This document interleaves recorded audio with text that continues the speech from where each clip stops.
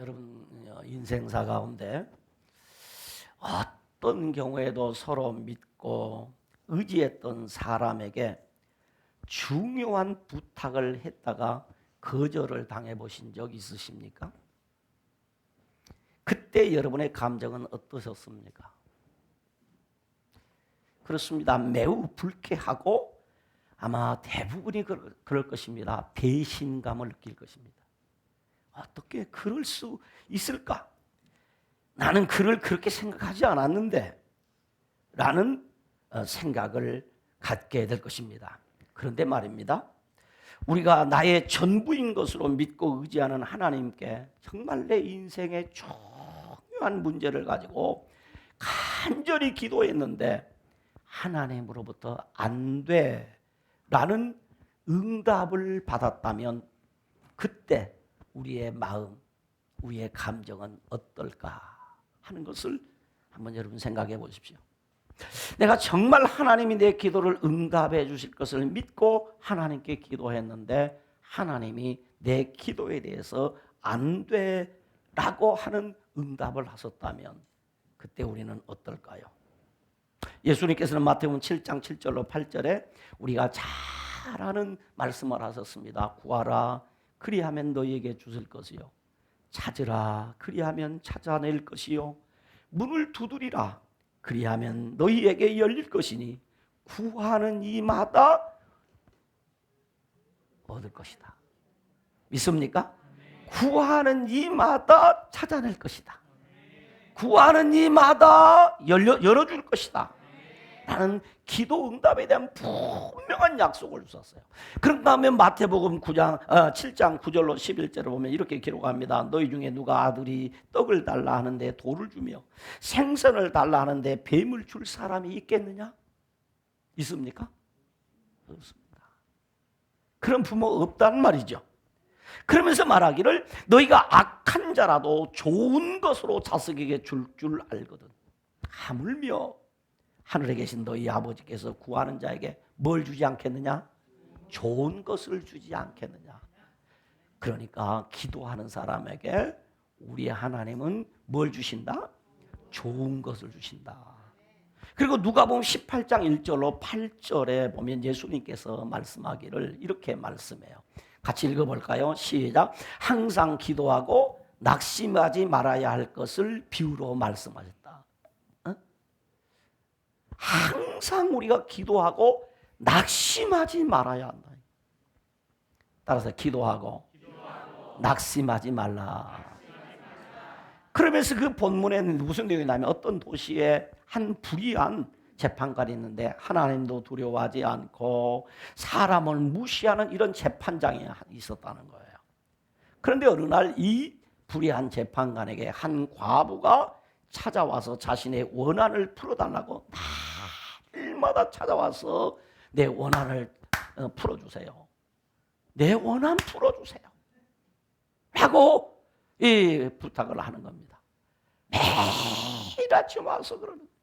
그래서 이 불의한 재판관이 결국 이 여인이 하도 괴롭히니까 이 과부의 원한을 풀어주었다 라고 하시면서 무슨 말씀을 하느냐면 하물며 하나님께서 그 밤낮 부르짖는 택하신 자들의 곧 성도들의 원한을 풀어주신다, 안 풀어주신다? 풀어주신다. 다시 말하면 우리의 기도를 들어주신다. 그렇게 말씀했어요. 그리고 낙심하지 않고 끝까지 기도하는 것, 그것이 무엇이다? 믿음이다. 낙심하지 않고 기도하는 것이 믿음이다. 또한 예레미야 33장 3절에 보면 우리가 잘 아는 내용이 있어요. 같이 읽어볼까요? 시작. 너는 내게 부르짖으라 내가 내게 응답하겠고 네가 알지 못하는 크고 은밀한 일을 내게 보이리라. 유명한 얘기입니다. 부르짖으면 내가 반드시 뭐 해주신다? 응답해 주신다. 부르짖어 기도하면 반드시 응답 주신다. 믿으십니까? 반드시 응답해 준다. 그런데 응답을 주는데 어떻게 응답해 주느냐? 네가 알지 못했던 크고 은밀한 것으로 응답해 주신다. 그러니까 뭐 하라는 얘기예요? 기도하라. 기도하라. 이처럼 성경은 반복하여 여러 곳에서 기도할 것을 명령하고 그 기도의 명령에 이어 나오는 응답의 약속을 주셨어요.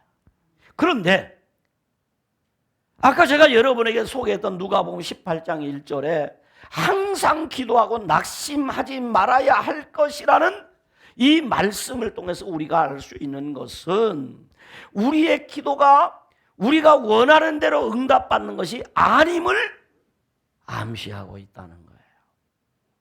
우리 기도가 우리가 원하는 대로 응답되는 것이 아니다. 다시 말하면 기도하다가 낙심할 일이 생긴다 이 말이에요. 왜? 내가 기도한 대로 응답이 안 될 때 우리는 기도하다가 낙심할 수 있다. 기도하다 낙심한 일이 생길 수 있다. 그러나 낙심하지 말아라. 기도하다가 낙심할 일이 생기는데 그 기도하다가 낙심할 일이 생겼어도 낙심하지 말고 기도를 계속하라. 그렇습니다. 우리가 이미 알고 있는 대로 하나님께서는 우리의 기도에 대해서 그래, 예스 하고 응답하시기도 하지만은 꼭 하나님이 우리의 기도에 대해서 항상 그래라고 응답하지 않으시고 때로는 기다리라, 기다리라 라고 응답하시기도 하고 때로는 바꿔라, 체인지해라, 너 기도 바꿔라 라고 하나님이 응답을 주시기도 하고, 그런가 하면 하나님이 때로 우리의 기도에 대해서 안 돼 라고 응답하시기도 하신다는 것이죠. 우리가 기도하되 하나님의 기도 응답은 다양하게 나타난다 이 말이에요. 그렇다면 우리의 기도에 대하여 하나님께서 안 되라고 하셔도 우리는 계속 기도해야 할까요? 이에 대한 우리는 답을 좀 얻기 위해서 본문 내용을 우리가 좀 더 살펴볼 필요가 있습니다. 우리가 이미 살펴본 대로 신명기 1장 2장에는 모세가 가데스 바네아에서부터 시작한 40년 동안의 출애굽 운동을 회고하는 내용을 기록했어요. 그리고 3, 4장은 요단 동편 땅을 분배하는 일을 회고하면서 모세 자신이 요단을 건너지 못한다고 하는 자신의 아픔을 지금 소개하는 본문이 오늘 우리가 읽은 본문입니다. 그리고 바로 이 4장에 이어서 이제 4장에 또 기록하는 내용은 무엇이냐 하면 내가 너에게 지금 가르치는 이 하나님의 규례와 법도를 듣고 첫째, 가감하지 마라. 하나님의 규례와 법도를 너희 마음대로 더하고 빼지 마라. 가감하지 마라. 두 번째는 내가 오늘 가르치는 이 규례와 법도를 너희가 지켜 행하라. 너희가 지켜 행하라.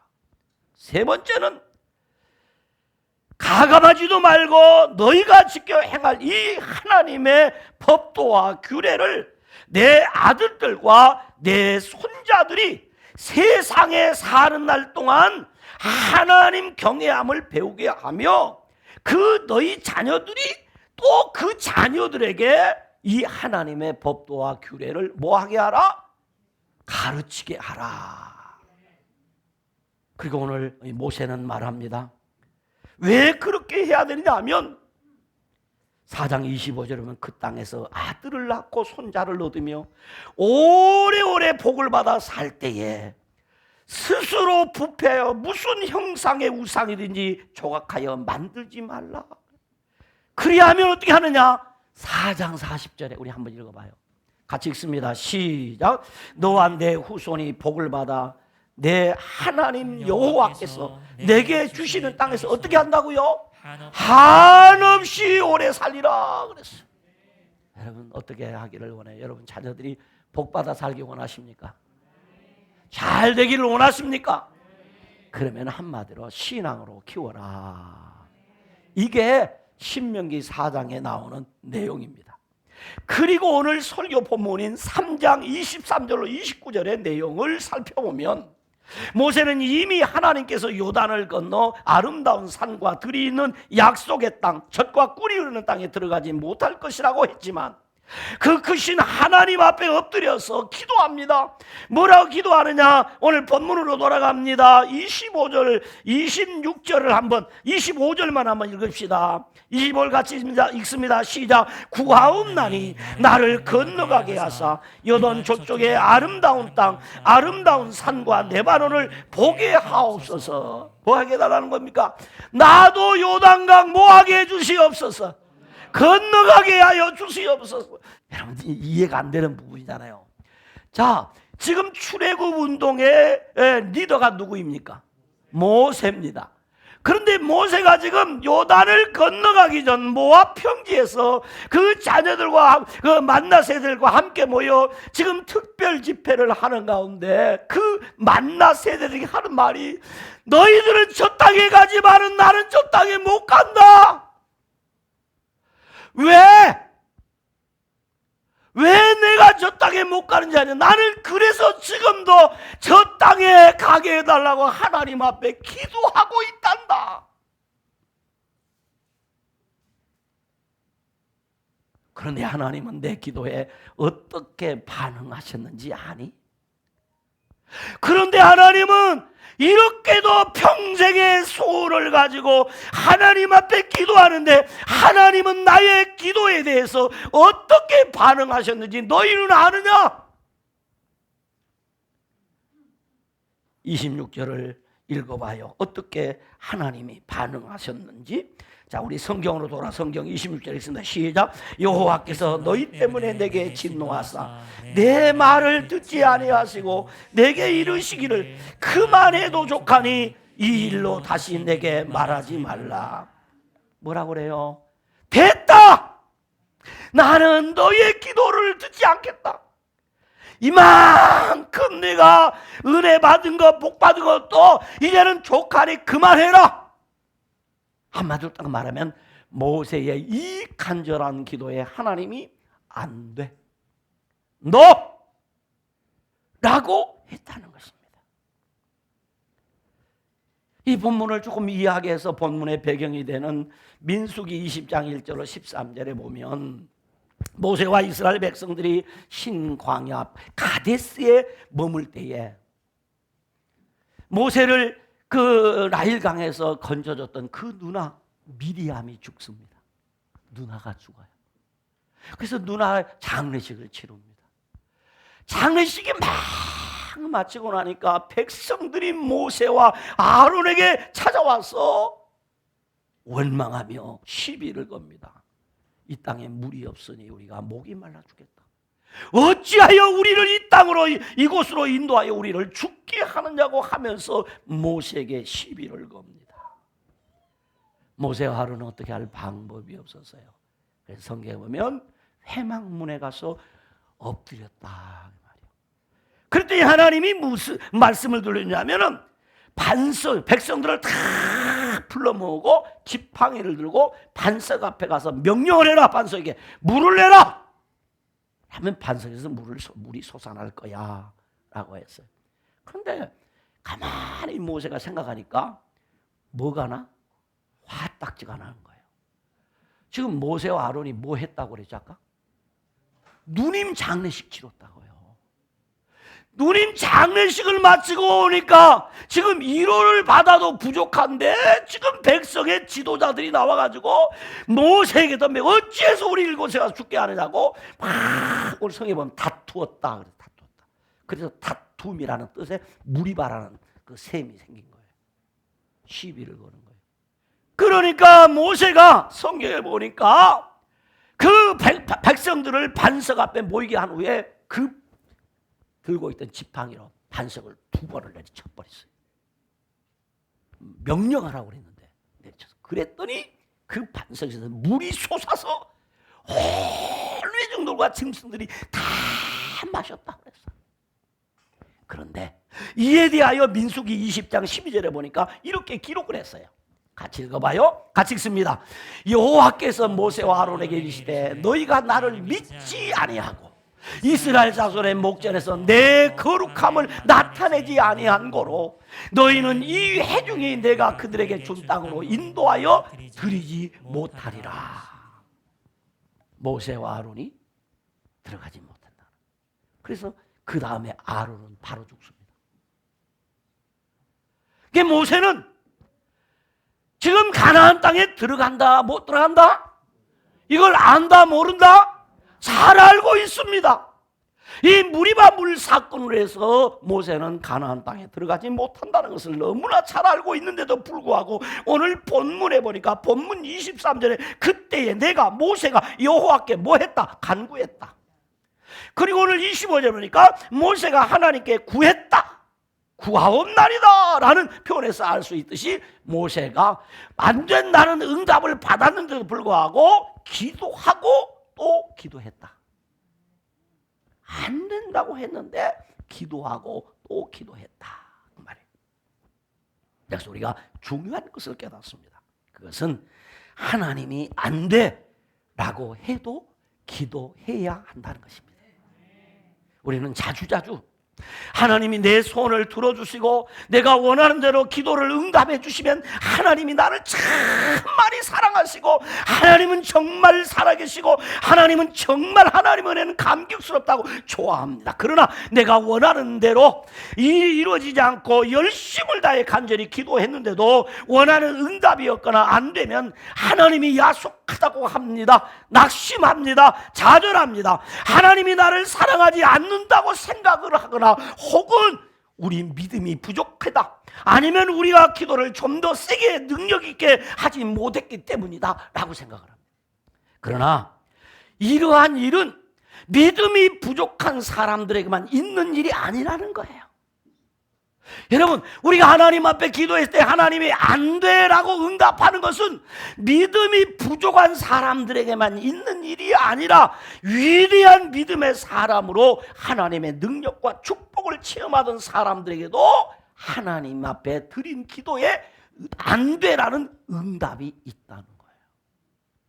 모세의 기도에 하나님이 안 돼라고 그만해도 족하니 이 일로 다시 내게 말하지 말라고 하시면서 아주 중요한 얘기를 합니다. 27절에 보니까 이런 얘기를 해요. 27 읽어봅시다. 시작. 너는 비스가산 꼭대기에 올라가서 눈을 들어 동서남북을 바라고 내 눈으로 그 땅을 바라보라. 너는 이 요단을 건너지 못할 것이니라.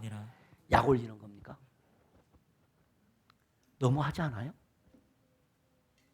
지금 어디 갔어요?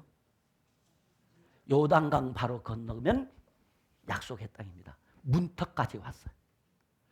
문턱까지 왔는데 문턱, 쉽게 말하면 문턱에서 방 안 들여다보고 너는 방에는 못 들어가 그 얘기예요.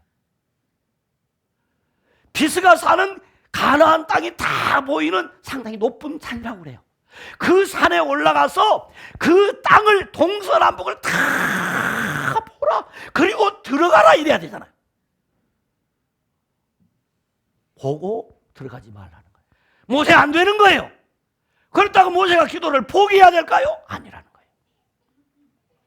그런가 하면 하나님께서 내 마음에 맞는 사람, 내 뜻을 다 이룰 사람이라고 했던 누구?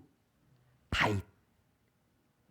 다윗이 왕이 되고 나라가 안정을 찾고 궁궐을 지어서 자기가 궁궐에 사니까 그 마음속에 무슨 마음이 들었냐면 하나님의 집을 지어야 되겠다. 소원이 생겼어요. 하나님, 내가 헌금 다 할게요. 성전 건축하게 해주세요. 그랬어요. 내가 헌금 다 할게요. 성전 건축하게 해주세요. 하나님이 뭐라 했을까요? 아이고 마 잘됐다. 네가 해라. 이럴 줄 알았더니 역대상 22장 8절에 보니까 이렇게 기록해 놨어요. 역대상 22장 8절 같이 읽어봅니다. 시작. 여호와의 말씀이 내게 임하여 이르시되 너는 피를 심히 많이 흘렸고 크게 전쟁을 하였느니라. 네가 내 앞에서 땅에 피를 많이 흘렸은즉 내 이름을 위하여 성전을 건축하지 못하리라. 안 돼. 하나님이 다윗의 기도에도 안 돼라고 하셨단 말이에요. 그뿐입니까? 이방인의 사도로 평생 복음을 위해서 헌신한 사도 바울이 여러 가지 신비한 하나님의 은혜를 체험하고 능력과 기사를 나타내며 사역을 했는데 몸이 약한 거예요. 성경에 보니까 육체의 가시 곧 사탄의 가시가 그 몸에 있었다는 거예요. 그것이 무엇인지 정확히 알 수 없어요. 그래서 사도 바울이 하나님 앞에 간절하게 3번이나 특별 작정 기도를 했어요. 그런데 하나님께서 뭐라 했느냐? 안 돼. 내 은혜가 내게 족하다. 그 기도하지 마라. 하고 하나님이 안 들어주셨어요. 더 놀라운 사실은 우리 예수님께서 잡히시기 전날 밤에 겟셋마네 동산에 올라가셔서 얼굴을 땅에 묻고 엎드려서 하나님 앞에 기도하기를, 아버지 하나님이여, 만일 할 만하시던 이 잔을 내게서 지나가게 하여 주옵소서. 십자가에 달려 죽지 않게 해달라는 겁니다. 얼마나 간절히 기도했든지 그 이마에 흐르는 땀방울이 뭐가 됐다고요? 이만큼 간절히 기도했어. 그래서 하나님이 예수님의 기도를 들으시고 예수님 십자가 앉으셨죠? 네? 예수님 십자가 안 달리셨잖아요? 달렸어요? 맞아요. 달렸어요. 그러니까 그 겟셋마네에서의 예수님의 기도를 하나님이 어떻게 했어요? No, 안 돼라고 했단 말이에요. 그렇다면 모세나 다윗이나 바울과 예수님께서 자신의 기도에 대해서 하나님께서 안 되라고 하셨다고 기도를 중단했습니까? 그렇지 않습니다. 하나님이 안 되라고 해도 계속 뭐 했다? 기도했다. 계속 기도했어요.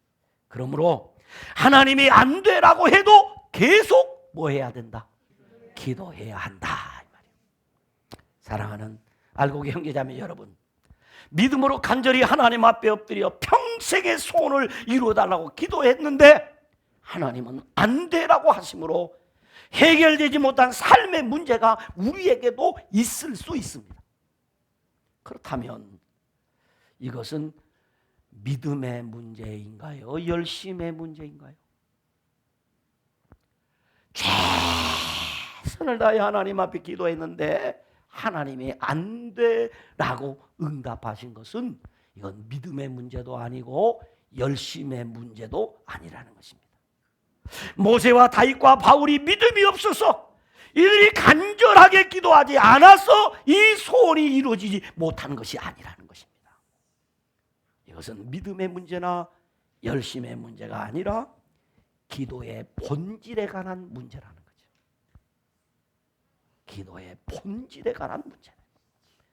물론 응답받지 못하는 기도 가운데는 분명 믿음이 없이 막연하게 간절함도 열심도 없이 적당하게 기도 흉내만 내는 경우가 많이 있습니다. 그런 기도가 많아요. 믿음도 없이 적당하게 그저 잘 되기만을 바라는 마음으로 하는 기도도 수없이 많습니다. 기도하다고 하면서도 한 번도 내가 기도한다 라고 말하면서도 내가 좀 아주 중대한 문제가 있다, 정말 내 인생에 중대한 소원이 있다고 하면서도 한 번도 목이 쉬도록 기도해 본 적이 없고 밤이 맞도록 기도해 본 적도 없고 새벽이 진동하도록 기도 한 번 해보지 아니한 사람들은 기도 응답이 있느니 없느니, 하나님이 기도에 대해서 어쩌 이러니 저러니 그를 말할 자격도 없는 사람입니다. 그러나 정말로 간절히 부르짖었고 믿음으로 기도했는데도 불구하고 이루어지지 못하는 기도가 있다면 그것은 기도의 본질에 관한 문제라는 거죠. 기도가 무엇입니까? 기도는 내 소원을 이루고 내 목적을 이루기 위한 영적인 수단이 기도입니까? 우리가 기도를 이렇게 알고 있는 한 우리 삶에 온갖 의문과 혼란이 끝이 나지 않을 것입니다. 그렇다면 기도는 무엇인가? 기도의 본질은 하나님 앞에 무릎 꿇는 것입니다. 기도의 본질은 하나님 앞에 무릎 꿇는 것이에요. 기도란 말은 헬라어 원어 성경을 찾아보면 무릎 꿇다라는 뜻이에요. 왜 무릎 꿇습니까? 왜 하나님 앞에 무릎을 꿇습니까? 하나님은 높으시고 나는 낮기 때문입니다. 왜 하나님 앞에 무릎을 꿇습니까? 하나님은 전능하시고 나는 무능하기 때문입니다. 왜 무릎을 꿇습니까? 하나님은 전지하시고 나는 무지하기 때문입니다. 왜 하나님 앞에 무릎을 꿇어 기도합니까? 하나님은 완전하시고 나는 불완전하고 부족함을 알기 때문에 하나님 앞에 무릎을 꿇는 것입니다. 보다 더 중요한 것은 왜 우리는 하나님 앞에 무릎을 꿇어 기도하는가? 하나님은 창조주이시고 나는 피조물입니다. 그러므로 하나님의 은혜가 필요한 것을 아는 것이요. 그러므로 기도란 하나님 앞에 무릎을 꿇고 높으신 하나님의 능력을 구하고 지혜를 구하며 모자람을 채워주실 하나님의 은혜를 구하는 것이 기도입니다. 그러므로 우리는 하나님 앞에 무릎을 꿇고 높으신 하나님의 능력과 지혜를 구하며 하나님의 은혜를 구하는 것이 기도다 이 말이에요. 기도는 내 쪽에서 일방적으로 요구하는 그런 것이 아니라 하나님 쪽에서 나에게 말씀과 지혜와 온전하신 능력으로 함께 하시는 은혜를 구하는 것입니다. 처음 기도를 시작할 때는 내가 막 늘어놓고 해요. 그러나 기도는 내 목적을 이루기 위해서 하는 것이 아니라 하나님의 목적을 이루기 위해서 하는 것이에요. 내 뜻을 이루기 위한 것이 아니라 하나님의 뜻대로 살기 위하여 하는 것이 기도입니다. 그러므로 하나님이 안 돼라고 해도 기도해야 합니다. 그래서 하나님께서는 모세에게 여호수아를 세워 그 가나안 땅을 완벽하게 정복하고 평안하게 땅 분배를 마치도록 역사하셨고, 하나님은 다윗의 기도를 들으시고 그 아들 솔로몬에게 다윗이 건축한 것보다 더 아름다운 성전을 건축하게 하셨고, 하나님은 바울의 그 기도를 들으시고 바울에게 더 큰 능력으로 역사하셨고, 우리 하나님은 주님의 그 기도를 들으시고 십자가에 달려 죽으신 후에 부활 승천하는 영광을 보게 하셨습니다. 그러므로 하나님이 안 되라고 해도 계속해서 성도는 기도해야 합니다. 저는 이 시간 이 말씀을 이렇게 마무리하려고 합니다. 우리 방송실에 영상을 주시길 바랍니다. 이 그림은 저 인도의 선교사라고 활동하던 에이미 카마이클의 어릴 때의 사진 모습입니다. 저 북아일랜드의 작은 어촌 마을에서 태어난 이 에이미는 어려서부터 그 할머니와 어머니의 모습을 따라 늘 기도하는 것을 배우며 기도하며 자랐습니다. 무엇인지 몰라도 그 할머니의 가르침, 어머니의 가르침을 따라 늘 이렇게 기도하던 에이미에게 아주 중대한 기도의 제목이 생겼습니다. 그것은 그가 자라는 그 해변 마을의 파란 에메랄드 그 바위 뭡니까 이 바다 물결을 보며 야 파란색이 정말 아름답다. 그러나 그 더욱이 그 에이미의 어머니 눈은 아주 파란 눈으로 정말 아름다운 눈을 가지셨습니다. 그래서 에이미는 나도 엄마처럼 저런 파란 눈이었으면 좋겠다 하고 어느 날 거울을 보는 순간 깜짝 놀랐습니다. 에이미의 눈 색깔은 파란색이 아니라 갈색 눈이었던 겁니다. 그런 파란 바다가 있는 어촌 마을에 자라면서 파란색을 좋아했고 어머니 눈이 파란색이어서 그 파란 눈을 갖고 싶었는데 거울에 확인된 에이미의 눈 색깔은 갈색 눈 색깔이었습니다. 그래서 에이미는 매우 슬펐습니다. 왜 하나님은 내 눈 색깔을 갈색으로 만드셨을까? 낙심하고 슬퍼할 때 그 할머니가 에이미에게 말했습니다. 하나님께 기도하면 돼. 정말 하나님께 기도하면 내 눈알 색깔이 바뀔 수 있단 말이야? 할머니는 그럼 그럴 수 있고 말고. 그래서 에이미는 잠자기 전에 하나님께 기도했어요. 하나님, 내일 아침에 일어날 때 내 눈 색깔이 파란색으로 바뀌어지게 해주세요 하고 간절히 기도하고 잠자리에 들었습니다.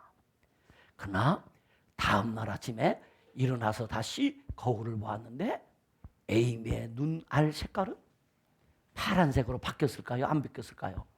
안 바뀌었습니다. 여전히 갈색 눈이었습니다.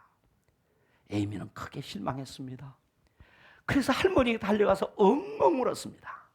그때 할머니가 들려준 말씀은 에이미, 하나님이 안 돼라고 하시는 것은 또 다른 큰 하나님의 계획이 있는 거야. 그러니 너무 슬퍼하지 말고 계속 기도하렴. 그래서 에이미는 그때부터 하나님 앞에 더 열심히 기도하며 자랐습니다. 이렇게 어려서부터 하나님 앞에 기도하며 자란 에이미는 나중에 성인이 돼서 잠시 동안 일본 선교사로 와서 한 2년 동안 사회 가던 중에 몸이 아파서 본국으로 영국으로 돌아가고 거기서 몸을 치료한 다음에 한 2년 후에 인도 선교사로 파송을 받게 됩니다. 인도 선교사로 인도에 갔을 때 에이미는 놀라운 사실을 보게 됩니다. 바로 그 인도에 있는 많은 사원에서 아주 어린 아이들을 어렸을 때에 부모님들에게 돈을 주고 이 아이들을 절간으로 사간다는 사실을 알게 되었습니다. 에이미에게는 큰 충격이었습니다. 저 어린 아이들에게 어떻게 복음을 전할까? 저 어린 아이들이 어려서부터 저 사원에 들어가서 살게 되면 저들의 영혼은 어떻게 될까? 에이미는 크게 걱정하며 하나님 앞에 기도했습니다. 그러던 어느 날 하나님 앞에 예배하는 중에 에이미는 큰 깨달음을 받았습니다. 함께하는 선교사님들에게 사원에 잡혀간 아이들을 전도할 일을 대책을 쓰고 이를 위해 기도하던 자리에서 에이미가 놀란 사실은 영국에서 파송받은 백인 선교사님들이 모두 백인의 모습으로는 그 절간에 들어갈 수 없고 그 아이들을 만날 수 없다는 사실이었습니다. 그래서 선교사님들은 커피를 끓여서 아주 진한 커피물로 화장을 할 때 얼굴을 전부 갈색으로 변색을 했습니다. 그런데 선교사님 중에는 문제가 있는 선교사님이 있었습니다. 피부 색깔은 갈색으로 바꿀 수 있었지만은 눈알이 파란 선교사님들은 그 사원에 들어갈 수가 없었습니다. 그런데 에이미는 태어날 때부터 그 눈알 색깔이 무슨 색깔이었어요? 갈색이었던 것입니다. 그때 깨달았습니다. 하나님이 안 되라고 하는 응답을 주시는 것은 이때를 위함을 알고 하나님 앞에 크게 감사하게 되었답니다.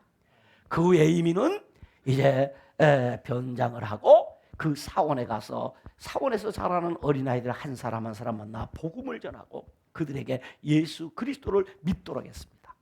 이래서 에이미는 더 많은 어린이들에게 복음을 전하고 성경을 가르치며 인도의 많은 어린이들을 그리스도께로 인도하는 이런 훌륭한 선교사가 되어서 그는 평생 동안 인도를 떠나지 아니하고 인도에서 선교 사역을 하는 훌륭한 선교사님이 되셨습니다. 그래서 그가 이제 나이가 많이 먹어서 천국에 갈 때가 되었을 때 그는 자서전에 이 이야기를 기록합니다. 하나님이 안 돼라고 응답하신 데는 하나님의 더 큰 계획이 있고 축복이 있음을 그는 깨닫게 되었다는 사실을 그 일기에 기록을 하고 그는 마지막까지 하나님 앞에 기도하는 중에 천국에 입성했다는 이야기입니다. 그렇습니다, 여러분. 하나님께서 우리가 기도할 때 우리 기도에 안 되라고 응답하시지만 그래도 하나님이 안 되라고 해도 우리는 계속 기도해야 합니다. 여러분의 삶이 그리스도 안에서 이런 놀라운 은혜가 있기를 주님의 이름으로 축원합니다.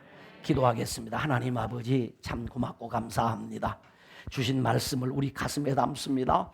우리의 평생의 소원을 가지고 하나님 앞에 기도했다고 할지라도 하나님이 안 돼라고 응답하셔도 그래도 우리는 기도하는 사람 되게 하옵소서. 예수님 이름으로 기도드리옵나이다. 아멘.